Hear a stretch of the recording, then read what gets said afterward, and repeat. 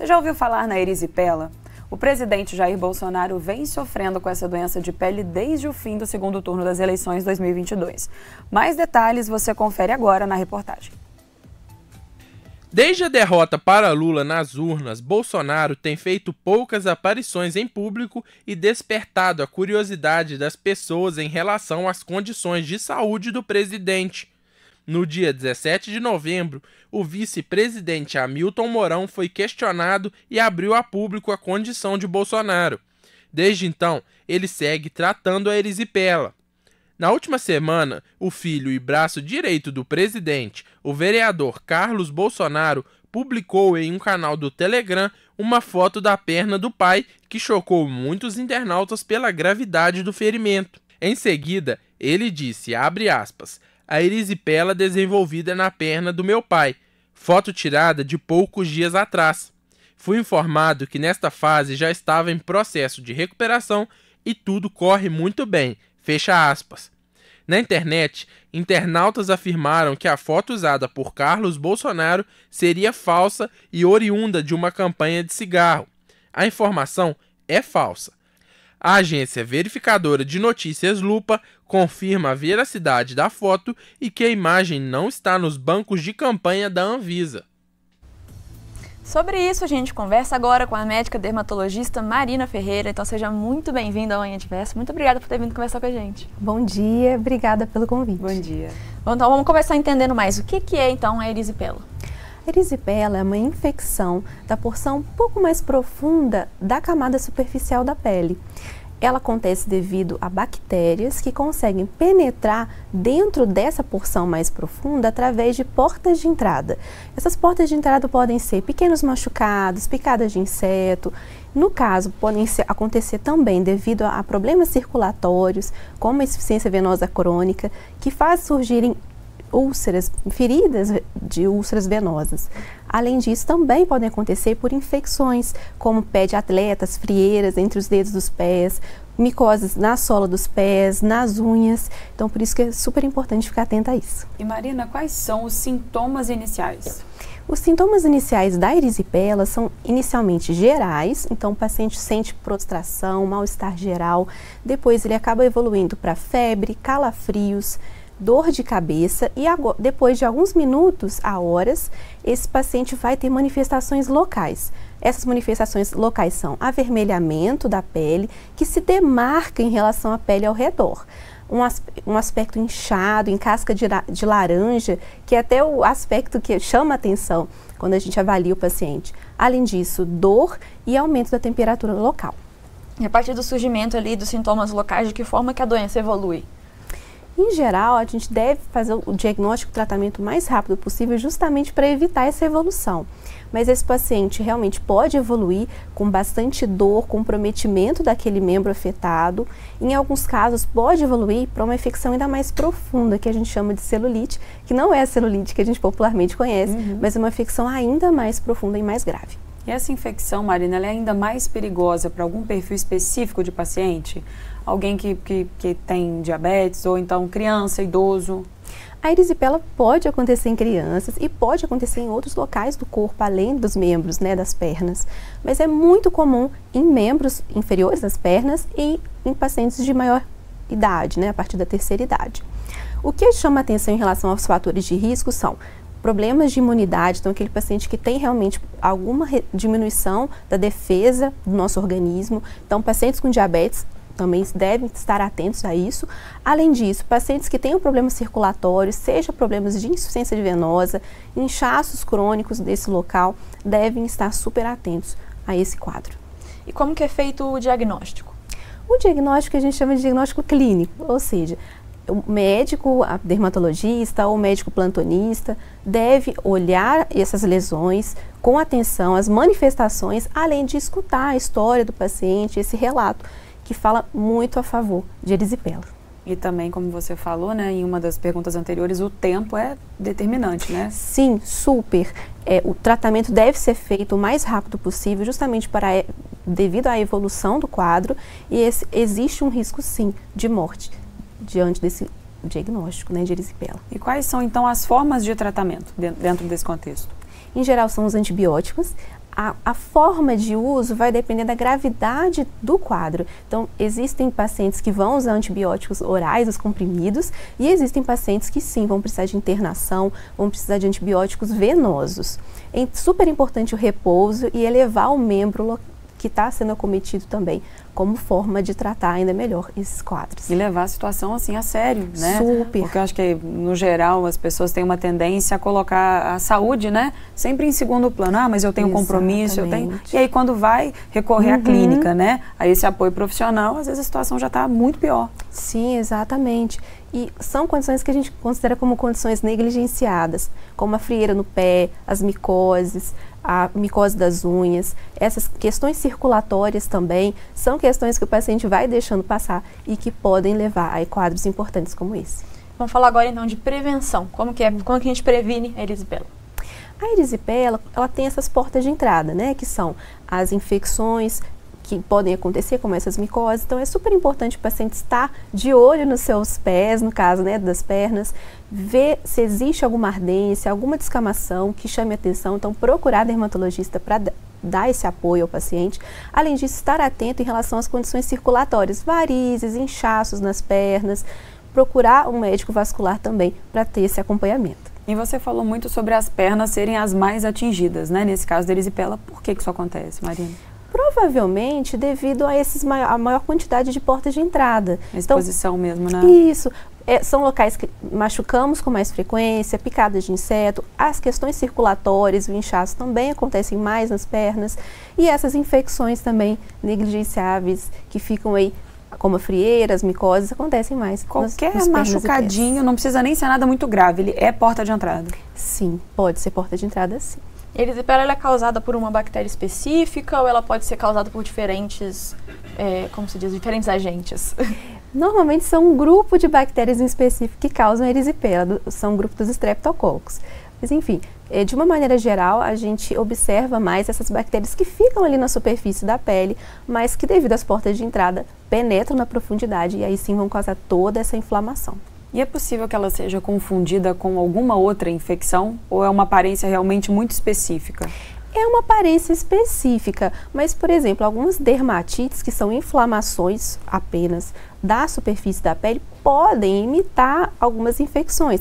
Existem outras infecções que não são bacterianas, que também podem apresentar inflamações locais nas pernas, então, realmente é importante a avaliação médica. E o bom da gente falar desses aspectos, né, Maria, para evitar aqueles tratamentos caseiros, né? O ressecamento da pele ou qualquer coisa do gênero, quando na verdade precisa de ir à clínica para já começar todo um tratamento, né? Exatamente. E é comum disso acontecer, doutora, das pessoas deixarem realmente, né? Acreditar que aquilo ali vai passar. É um machucadinho qualquer, então tô aqui passando uma pomada, passando alguma coisa esperando melhorar, e em vez disso vai piorando e chega realmente num estágio mais avançado que fica mais complicado de tratar? Sim, graças a Deus não é uma condição que a gente vê com tanta frequência de casos graves, mas eu já me surpreendi com pacientes realmente apresentando quadros muito importantes, já evoluídos, já aquela celulite, que é a evolução ainda mais importante da erisipela, e me preocupa, assim, especialmente essa questão de deixar para lá e cuidados caseiros. Porque aí depois lá na frente é o famoso retrabalho, né? Isso. Além de tratar, tem que recuperar o que já foi, né, assim, atrapalhado e prejudicado nesse tempo. Sim, o paciente precisa de repouso, o paciente precisa elevar os membros, precisa, às vezes, em alguns casos, de internação. Então, imagina, né, o trabalho que esse paciente vai ter. Com certeza. E além de tudo, a pessoa, quando está fazendo tratamento em casa, ela não pode fazer tudo isso, né? Primeiro que ela não tem um atestado médico, ela precisa continuar trabalhando, precisa continuar fazendo as coisas, está sentindo dor ali, esperando melhorar e continua fazendo as coisas da vida normalmente. Então, além de tudo, tem essa questão de que a parte tão importante do tratamento, que é o repouso e é esse cuidado, se a pessoa não tiver o acompanhamento médico, não tiver um atestado médico, por exemplo, ela não pode fazer isso, ela tem que continuar seguindo com a vida normal, que vai agravar ainda mais a situação. Exatamente, evolução e o risco de morte, né? Infelizmente existe. É importante falar isso, porque a gente pensa, quando pensa em coisa na pele, né? Eu acho que a gente pensa que é algo simples, que é algo que não é grave, né? E tem que apontar para essa questão também, de que pode ser grave e pode levar a uma fatalidade. Sim, né? sim. As bactérias podem entrar na circulação sanguínea e, infelizmente, causar uma infecção generalizada, o que é extremamente grave. Inclusive, essa foi a pergunta do João Vitor de BH. Ele pergunta se pode ser letal, então... Pode, infelizmente pode. A gente não quer que seja, mas pode, justamente por essa evolução. E a erisipela, ela evolui de forma rápida, né? De minutos a horas ela já pode apresentar todo esse quadro e depois de alguns dias a celulite pode acontecer e a infecção generalizada, caso não seja tratada. Diante de todas essas nossas dúvidas e os cuidados, tem também as crianças, né, que não estão ilesas, né, nesse sentido. E aí, de que forma os pais precisam ficar ali um pouco mais atentos, já que são vulneráveis, né, elas dependem desse cuidado. Então, assim, o que deve ser feito para evitar que a erisipela atinja as crianças e que os casos fiquem ainda mais graves? No caso das crianças, elas não conseguem falar muito bem o que elas estão sentindo. Então, fique atento em relação a picadas de insetos, porque é o que acontece nas crianças, né? Machucados, fique muito atento em relação à limpeza local. E se a paciente, a criança, começar a sentir algum sintoma, algum mal-estar, alguma ardência, começar a prostrar, né, que ficar mais quietinha, chorar muito, fique atento. E outra coisa importante é que a erisipela faz um avermelhamento, ainda mais, por exemplo, em regiões como o rosto, fica bem demarcado uma área vermelha, com uma bordinha mais elevada. Então isso chama a atenção, chame a atenção, preste atenção em relação a isso, que vai ser um sinal importante para levar a criança no pronto atendimento, na dermatologista. Independente dela se queixar, né? Assim, ficar aquele olhar atento mesmo para a criança, porque muitas vezes a criança se distrai, né? E ela não tem noção da gravidade. Então, ela, às vezes, não vai falar, né? Exato. E como os sintomas iniciais, como você disse, são esses sintomas que a gente não costuma associar com algo de pele, né? Sim. Se a lesão talvez estiver em um local escondido do corpo da criança, os pais vão levar ela ao médico, ele vai ser avaliado, talvez identificar um outro problema, né? Isso. E a importância de estar atento e também conhecer, tipo assim, olha, minha criança tá aqui com febre e tal, eu identifiquei no bracinho, na perninha, uma ferida, será que vamos olhar para ver se não é erisipela, né? É importante também ter essa atenção, né? Exatamente, parceria com o pediatra, né? E observar a pele como um todo. Em alguns momentos a gente realmente precisa despir a criança e avaliar tudo que puder para conseguir fazer o diagnóstico. E vamos falar também dos adultos, né? Porque a gente também tem que ter esse papel de se olhar e identificar se tem alguma coisa errada, né? Sim, eu achei super interessante, justamente a gente está falando de portas de entrada, então úlceras, feridas venosas, machucadinhos, micoses, frieiras. Então, super importante estar de olho na nossa própria pele. Agora a gente está no Dezembro Laranja, que é o mês de conscientização contra o câncer de pele, que está sendo super diagnosticado, especialmente pós-pandemia, que houve aquele período em que não foi possível os pacientes irem em consulta. Então agora é um momento muito expressivo de câncer de pele. Então fiquem atentos para feridas que não cicatrizam, feridas ásperas, pintas estranhas, de coloração estranha, de aspecto diferente. Fiquem de olho e procurem o acompanhamento e o diagnóstico do dermatologista. E quem encaminhou a pergunta pra gente é a Carol, de Juiz de Fora, e ela quer saber se erisipela é contagiosa, Marina. Ela é causada por uma bactéria. Então, sim, existe o contágio da bactéria na região da pele, mas uma vez que o paciente esteja com a erisipela, ele não vai passar a erisipela para uma outra pessoa se a pessoa não tiver aquelas portas de entrada. Então, ele não tem essa transmissibilidade de uma pessoa com erisipela vai fazer a outra também ter. Mas como é causado por bactérias, sim, existe o contágio de bactérias de uma pessoa para outra. E vamos pecar pelo excesso, né? Assim, todo cuidado, ainda assim é pouco. Exato. E a gente falou, né, no bloco anterior, né, que as pernas costumam ser a região mais atingida. Talvez ali por esse contato maior, enfim, uma região que fica mais exposta. E aí, por que é recomendado, então, manter as pernas elevadas ao repousar? Como que isso beneficia aí, talvez, nessa recuperação? Super importante, legal sua pergunta. Como um dos fatores de risco da erisipela são esses problemas circulatórios, seja um inchaço crônico, problema circulatório das veias, isso já é um fator de risco, ou seja, elevar o membro pode ser já uma medida de prevenção. Agora, uma vez que a erisipela também causa um inchaço importante naquele local da pele, mais um motivo para elevar os membros ser super importante nesse momento do tratamento. Outra pergunta que a gente recebeu aqui é da Amanda, de Ressaquinha, e ela diz o seguinte: eu tenho erisipela e ela quer saber a qual sinal ela deve ficar atenta para procurar um médico. Caso ela ainda não tenha procurado, ou se ela já procurou e está em processo de tratamento, a qual sinal ela deve ficar atenta para falar, acho que eu preciso voltar? Sempre ficar atento em relação à prostração, febre, calafrio, isso nunca é normal. Agora, em relação à pele, essas características. O avermelhamento bem importante, aquela pele bem vermelha, casca de laranja.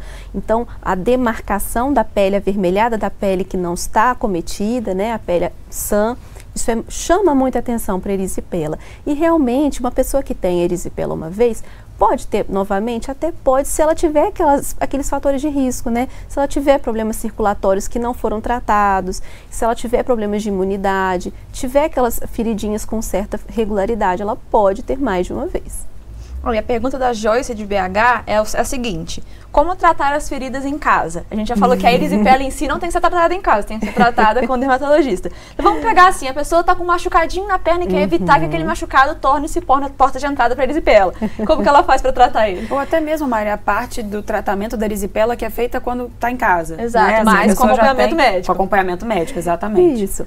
De uma maneira geral, é super importante a higiene local. Então, usar um sabonete, que não precisa ser um sabonete agressivo, desde que ele lave adequadamente o local.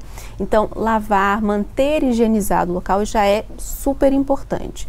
Uma vez que o paciente já tenha passado pelo médico, com a dermatologista, seja que for, ele vai receber algumas orientações. Então, a depender de como está a lesão, ele vai precisar manter essa higiene e, além de levar os membros, vai precisar, muitas vezes, fazer alguns cuidados locais, mas isso depende muito de como que o paciente está, para eu poder definir. Agora, a higiene local é sempre fundamental. A gente está recebendo também outra mensagem, dessa vez é da Jaqueline, de Juiz de Fora, e ela falou que erisipela, ela pergunta se erisipela pode ser tratada e depois voltar a aparecer, como você disse agora, e ela acha que está tendo novamente essa infecção, e ela quer saber se pode ter a ver com algum aspecto emocional. Nesse caso, como a gente consegue entender bem especificamente as portas de entrada, a bactéria, todo esse processo, existe um fundamento orgânico que a gente fala, ou seja, existe um porquê da erisipela acontecer.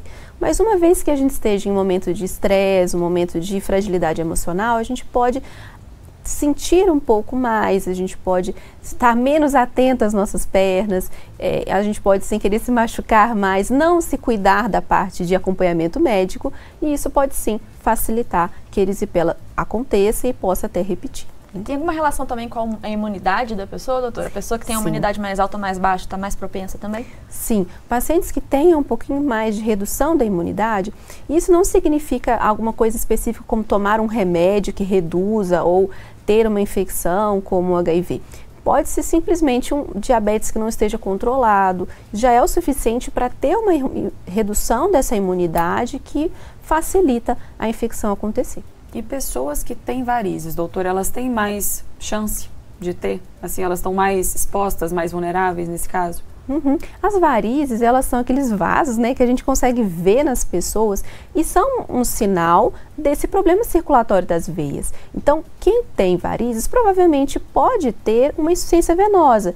E quem tem insuficiência venosa e não trata, pode ter aquelas úlceras, aquelas feridas venosas que podem sim predispor à erisipela. Com relação à obesidade, doutora, como que ela favorece também essa infecção? Pacientes com obesidade já têm um fator de risco independente por si só pela obesidade. Mas além disso, é possível perceber nos pacientes com obesidade um maior inchaço das regiões das pernas, por exemplo, uma maior dificuldade de circulação venosa, então maior risco de insuficiência venosa. Além disso, esses pacientes também podem apresentar mais frieiras, micoses nos pés, então aumentam o risco também de portas de entrada e alterações de imunidade. E se a erisipela não for devidamente tratada, você falou aqui que ela realmente pode causar morte, e por que pode chegar a esse ponto? Vamos entender a gravidade da situação que pode levar a um desfecho trágico como esse. Como a evolução pode ser rápida, esse paciente vai ter essa inflamação importante na região da superfície da pele, mas pode progredir, então, para tecidos próximos, profundos, e pode cair na circulação sanguínea. E uma vez que isso cai na circulação sanguínea, vai gerar essa infecção generalizada, que a gente chama de sepsis ou septicemia, que é um quadro super grave, que exige internação, cuidados médicos intensivos. Então, por isso que a gente não deve deixar isso passar de forma alguma. Doutora, queria agradecer muito a sua participação aqui hoje por ter vindo conversar com a gente. Também quero agradecer a participação do pessoal de casa que mandou pergunta pra gente, que interagiu, participou. E mandar também aqui um abraço para a Edith Romana e a Mariana Ferreira, que estão no YouTube acompanhando. Então, além das perguntas que a gente recebeu, tá tendo o pessoal acompanhando e participando pelo nosso YouTube. Você também pode participar pelo WhatsApp, Instagram e pelo YouTube. Então, doutora, mais uma vez, muito obrigada por ter esclarecido nossas dúvidas. Eu que agradeço. E ressaltar essa importância desse cuidado de não minimizar, né? Algo que pode parecer pequenininho, não minimizar, porque pode se tornar algo grande, né? Sim, sim, com certeza. Vamos conscientizar, vamos procurar nos ver bastante, nos observar. E muito obrigada pela oportunidade.